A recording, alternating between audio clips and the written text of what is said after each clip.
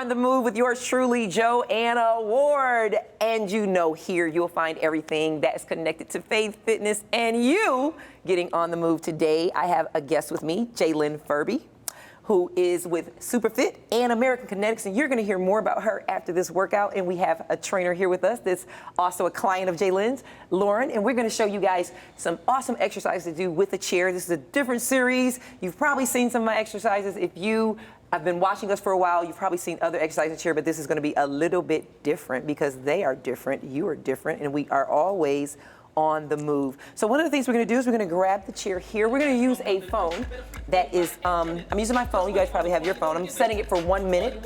And before I start the timer, I'm going to show them what we're doing and show you guys what we're doing. We're going to lean onto that chair. And this is our advanced people. The beginner people are just going to go to the side. And I'm going to start that clock right now. Side, side. Beginners is right here. Get it, get it, get it. And advanced is going right here with Lauren. So you guys feel it in your biceps, triceps, your arms. You see Lauren is here, is flexing here. Jaylin is flexing here. Yeah. Now just say you don't have a chair with a back on it. You can just come here. Or if you wanted to do side to side. If I didn't have a chair, this is how that would look. If I didn't have a chair. Only if I didn't have a chair, but you guys have a chair. We have 20 more seconds. Beginners again. Good job. And you're breathing. And you're sculpting, toning here. And the leg movement is the cardio right here. 5 seconds. You're going to hear the buzzer. And between that buzzer, we're in a march here, ladies. We're going to exercise 2. And it's going to go up, up, right, and left. Right and left. Let's start. Take it up. And if you can, you want to try to get it up to the shoulder. If you can't get it this high, just tap your chair or your couch or whatever you're on. Again, if you don't have a chair, you can go here. If you're standing up in your living room, use your elbows as targets. So this is going to be a beginner person who's going to lean down here, touch side to side, like they're doing towards their shoulders. If you're advanced, you're going to bring those knees up to those elbows, okay? Good job, ladies. Keep going. Try to get to your shoulder. Right here. Try to lift it up. Stretch. Perfect. Do it. You got it, got it. Now get it, get it. Just work it, work it. 10 seconds. So the reason you want to use a timer is that you don't have to focus on how many you're doing or what count you're on. You can say, I'm just going to do a minute each. And you know to just go ahead and stop when you hear that buzzer. Marching, ladies, marching. How's that? Come on, y'all, bounce to the right. Double.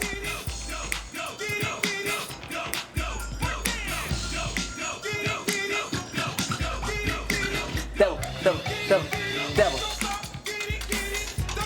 Single, single. So this is when you just break out and have your good time. We're going back to doubles, doubles. Oh. I never could dance. Really? No rhythm. Well, it's not about can dance. All you got to do is bounce it to the right and bounce to the left. This is doubles. We're going to do 2 more. And singles. See? All right, Freaknik. Aren't you part of the Freaknik come back to Atlanta? I am. Yeah, you got to. I'm very proud of it. What do you expect? You got to know how to dance if you want us to dance, right? We did the health fair. Modified. Yeah. So you see that heel dig? We're going to count it down and we're going to double it up on 4, 3, 2. Last single, double right. Double left. Get it, get it. Now look at her. Now she all into it, watching her own foot. She like, look at my foot go. How you guys doing?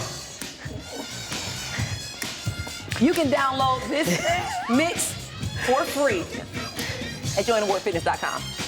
You can get us to come to your church or your organization and do a faith and fitness workshop for free. JoAnnaWardFitness.com is where you can find that information. 4 more. 3. 2 more doubles. Last set of doubles. Let's single it up. Now it's a toe touch. Toe touch. Oh. Go. Get it. Go, Lauren. Look at Lauren. Lauren like, wait, I can do this all day. How are you guys having fun at home? We're having fun up here. All right. We're gonna take the arms up. Take it up and back. And you can step and step, or jump like Lauren. So it's still a little jog, Joey. Bounce back, bounce up, bounce back. 4 more, y'all. 3, 2, toe, 2. Take it side. Good job. Now we're going to do side-to-side taps. 4, 3, 2. Last one. Now side taps. Good job. We're going side to side. Just having fun. Getting the cardio up. Moving. What I want to say that after 40, after 50, and on up, food is fine. You want to make sure you definitely are keeping a good tight diet, but if you really want to fight that age-related degeneration, you have to move in a way that makes you perspire or makes you want to stop. 4 to doubles, you guys. Follow me. 3. Counting right here. 2. This is the last single. Go twice towards Lauren. 1, 2. Good job. Perfect. Yeah.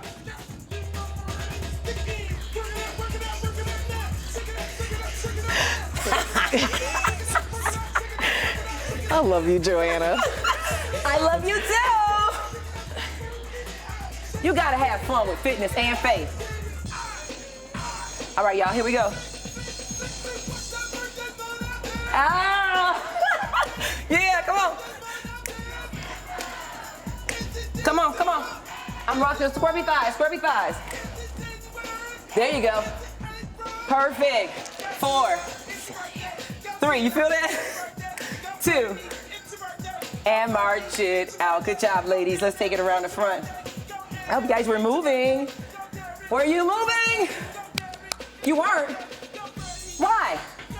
This is actually called On the Move with JoAnna Ward, so I expected you guys would actually have done that dance with us. Even if you were on your couch like this, that'll be fine.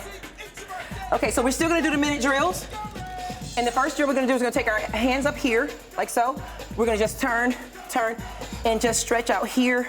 Squeeze right to left, stretch, squeeze left to right. You guys ready? You guys got it?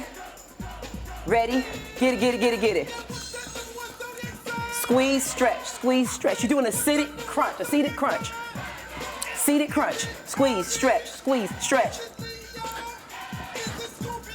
Perfect. Try to keep those arms right here in front. Good job. 5 to doubles. 4, 3, 2. Last single left, last single right, double. Good job. Double it up. Breathe. How you guys doing? I'm drenched. What? Get it. Work it out. 5 more doubles. 4 more doubles. 3, 2. Last set of doubles. Singles, ladies. 10, 9, 8, 7, 6, 5, 4, 3, 2, and 1. Good job. How's that? All right. I'm sweating. You sweating? You're not sweating so much as we are? No. And you are okay? Okay, I got you. I hear you. All right, so we're gonna turn here. Always turn to the side where the leg is bent. And here. So we're doing this for 1 minute, okay? And I'm just doing it slow, but it's fast like this. You're constantly moving. As a matter of fact, I'm gonna go ahead and get you guys started. I'm gonna grab a weight for you guys. But our goal is to touch the elbow in the back here. Always going, turning to the leg is bent. And here. So I'm going ahead and get you guys started. So go ahead and start. Wait, do Go it ahead again. and start. Here, here, here, here, here, here. Perfect.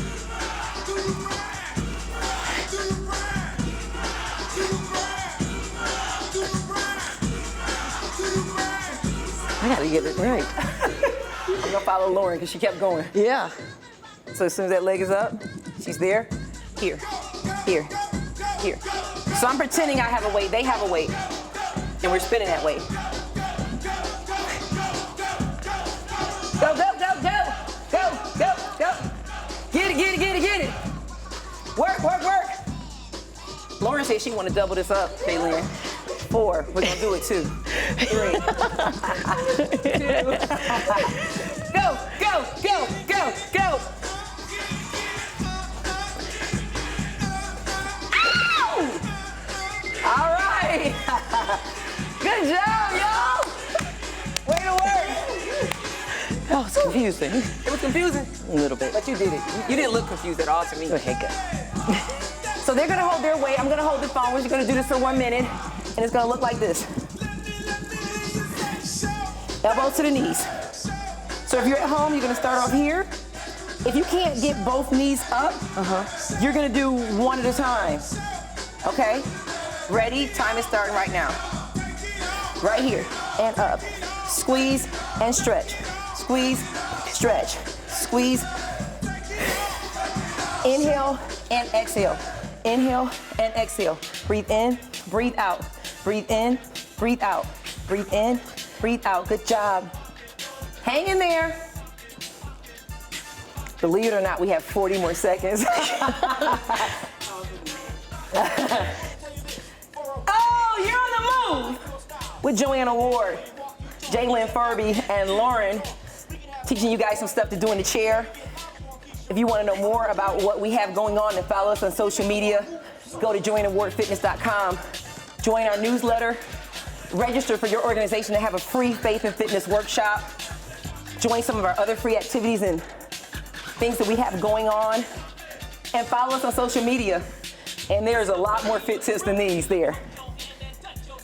Oh, don't y'all love the sound of that buzzer?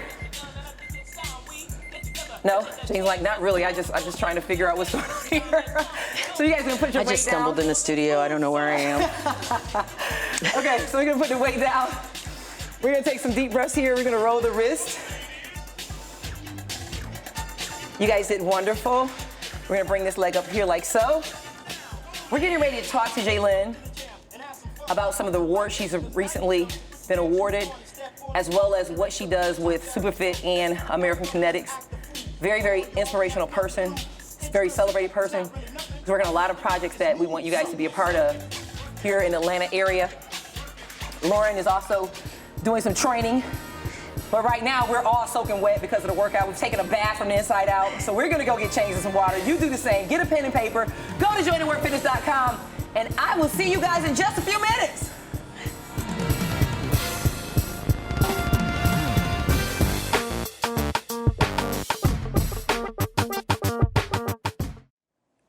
As always, you've been on the move with JoAnna Ward and Jaylin Furby and her trainer, Lauren. I hope you guys enjoyed those workouts. We have Jaylin back with us again, a second time, to talk about her companies, her vision, and your testimony about the tests and trials that you've not just gone through, but you've actually come through and are on the other side of. Tell us about one of the trials that you've gone through recently, and now you're on the other side of that, and it's a triumphant. You keep saying it like, hey, I'm on the other side of through at this point. Well, one of the things that I'm very happy about is for the first time in 5 years that I actually have a leased place to live under my name. So I'm very happy about that. That's a big trial that people didn't really realize. Yeah. They knew we moved out of the office. They knew I moved out of downtown, but no one ever asked where I went. Yeah. And so I'm very fortunate to have come through that. I can still remember when I first moved here in 2001, and we were staying in a place that we shouldn't have been staying in. A tree had fallen on the house, so when you took a shower and looked up at the skies, you literally could see the birds. There was raccoons in the closet. There was Raccoons? There was raccoons and all kinds of things because it was open to the environment. Yeah. And so I'm very happy to have come through those things and still come out looking unscathed. But you kept working. Yeah, I kept going. Through all that and serving. Yeah. And now you have a medal because of your service. Tell us a little bit about that. Well, school board member of the Atlanta Public School System, Erica Mitchell, presented me with President Trump Service Award 2 months ago. So this is a 2019 Presidential Service Gold Medal Award, and I received this award for putting on the free health fairs under the Superfit brand. And so we provide the health screenings and services. We've done book bag drives inside the Walmart where we gave out over 500 bags of school supplies. We've participated in health fairs down in Valdosta and organized health fairs for the last 3 years in Valdosta, where we block off the street, erected a stage, and gave out bags of groceries. That was fun times. People say, well, hey, Jalen, why you're in line to get a bag of groceries? Well, I need a bag of groceries too. I do this because I know what we need, right? I know what we need from firsthand. So it's been a really blessing experience. Our events are diverse. So you see people from all walks of life. From the Latino community, you see people from white and black. It doesn't matter where we are. We have a very diverse amount of people that attend the Superfit Health Expos. Wow. So about how many of those do you put on a year? Well, under the Superfit brand, we've put on health fairs in Valdosta, Macon, and Atlanta consistently for the last 5 years. So about three, once every quarter or so? Well, we facilitate our own under the brand Superfit, and when we're not doing that, we're still putting on health fairs, but it may look a little different. Whereas there's a nonprofit who they don't have a publicist on staff, they don't have a sponsorship manager on staff, they don't know how to get a sponsorship or even what they should be doing to even attract people who can help them. Right. And so in the case of Friends of Harrison Park, I think I gave you their name. Yeah. They got my name from Commissioner Bradshaw. So we went in to help them with some public relations and marketing, and we do the same thing for other nonprofits. So when we're not putting on hours, we're helping another organization. Still going and making it move and making the community healthy and super fit, right? Super fit. And so. And you came up with that because you saw a need and disparities within certain communities for these health. Specifically, my own community. My mother passed away from diabetes. My uncle passed away from diabetes. My grandmother died of diabetes. Both my uncle and my grandmother had their legs amputated before they passed away. And my mother died at the age of 48 from a diabetic stroke. She had a stroke. Literally, she preached that Sunday, the Women's Day program. She called and said, I'm doing the Women's Day program. I want a new outfit. I remember sending money down to Charleston so that she could buy a new white outfit. And that would be the outfit that we would actually bury her in. And she would preach that Sunday, and people would call and say, you know, we saw the anointing on her. It looked like a light was spotlight down on her. The very next Monday, she would be fighting for her life, have an episode, and then it would be 7 days later that she would actually pass away. And so, you know, I say it now with a smile because if she could see what we've accomplished, me individually, her grands and her families in honor of her, it would be amazing. I have a nephew who's written a children's book. We have Superfit that's actually teaching people about diabetes. And when we buried her, I was 365 pounds, and I'm not that anymore. So I know she would be proud about that. And I'm sitting on your show, and she was a woman of God, so she would be very, very happy about that. Because you often say you're a PK. I am a PK. So what happened as a result of that? Are you like kind of like in that faith-based part of life, or how did that influence you? I was traumatized because, you know, I'm from What could the possibly- old school Pentecostal. Are you serious? Bible, pray and tarry until you pass out and sweat. You think you're giving a workout on the move here? These people knew how to work out, speak in tongues, and we would stay in church all day. And you're saying this was literally your childhood? This was my childhood. I was, and you know, you said, what is the effect on your life? I believe that the effect on my life is what has me on your show. I respect people who are in the ministry. Right. I know and I can discern when somebody is living their walk. That's why I'm so drawn to you and your movement is because you live every word of your ministry, and I feel it. And even though in some sects I might be considered a Gentile, like she ain't saved, she ain't going to church, but you know what? I still can receive what you give to me and what you share with the world. And I think that's very important to be able to acknowledge and recognize those things. My mom used to say, if you're not going to church, you better not go nowhere. Oh. You know, meaning because I have family members who are, you know, other religions, and so I'm a student of life, and so I would gravitate on, well, tell me about what's going over there. You wanted to know, so you wanted weren't. to know, and so my mom would say, you know what, even though you're there and you're, you know, going to the Kingdom Hall for the summer, when you remember how you were raised, and the fact of the matter is, if you're not going to church, don't go anywhere. And so that would be her spiel to me. And so it resonates with me. It still resonates on a certain level, but you're not in the ministry or affiliated with any specific church. No. As far as Wednesdays and that. I'm a practicing Buddhist. You practice Buddhism. I do. Are you a Buddhist or you just practice Buddhism? I practice meditation and learn from it, but and I go to church too. Right. So it's no. I guess what I'm trying to say is in the core. Because if my father was here, the one who raised me, he would say, let Jocelyn go on with all that crazy talk. She knows the truth in her heart. And so that's one of the things that's really important. I work with a lot of ministers. I shared with you about the Women's Monthly Mixer. We started with prayer. We had prayer at lunch. We had prayer to end it. And those were Christian ministers who were a part of that. And I thought that was important to pray at the Georgia Women's Monthly Mixer. And anything that we do, we start with prayer. So it's still in me.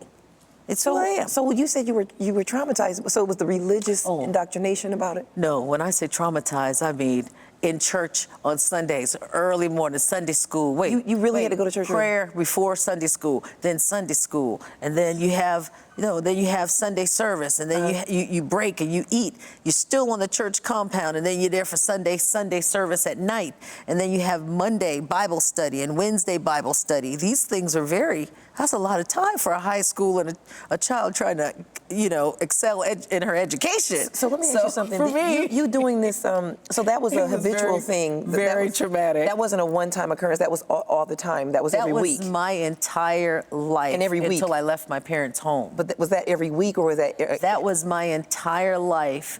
I don't know. How often did you have to go to church? Like every Sunday you had to go? I went to church 7 days a week, most of my life. Right. And there was no exception to that. My father was the assistant pastor. My mother was the Sunday school superintendent, and my uncle was the senior pastor. And so we were expected to be in church anytime the church doors were open. We were expected to be there. So let me ask you something. With all that indoctrination, 365 days a year, did it make you any holier, or did you feel any closer to God by doing all that extra stuff?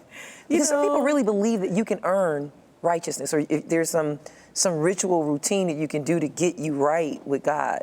I feel closer to God now because as a child, you really don't know. You're living up to the expectations of your parents, right? Yeah. So, for example, I won every Sunday school competition. It was me and my cousin Keith. We would go back and forth. And so if there was learn the book of the Bible, all the books, we won it.